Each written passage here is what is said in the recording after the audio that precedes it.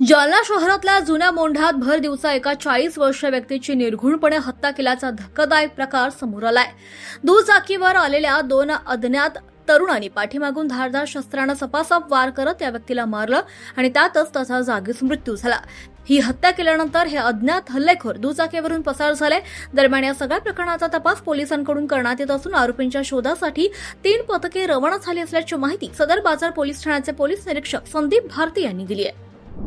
जुन्या मोंढ्यामध्ये जय मा हॉटेल आहे। तिथे एक व्यक्तीला मला वाटतं 2 व्यक्तींनी मागून येऊन चाकू मारून त्याची हत्या केलेली असं माहिती मिळाल्याने आम्ही सर्व स्टाफ सहित आलेलो आहे आणि बॉडी सध्या तर PM साठी शासकीय रुग्णालयात नेलेली आहे। एक 40 वर्षाचा युवक असावा, त्याचं नाव अजून कन्फर्म व्हायचं आहे आणि बाकी आपली टीम 3 टीम आपण बनवलेल्या आहेत आणि आरोपीचा शोध घेणं चालू आहे। नेमके किती जण होते आणि सीसीटीव्ही मध्ये सध्या 2 दिसत आहेत, परंतु अजूनही प्राथमिकच आहे। इतरही सीसीटीव्ही पाहून किती आहेत किंवा काय याचा पूर्ण कन्फर्म तपास करून त्याप्रमाणे कारवाई करू। काय कारण आहे?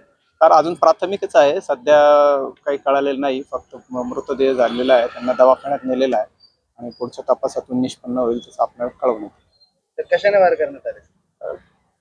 कन्फर्म नाही अजून, पण चाकू असावा असं दिसतंय आहे, परंतु ते कन्फर्म करूनच समजेल।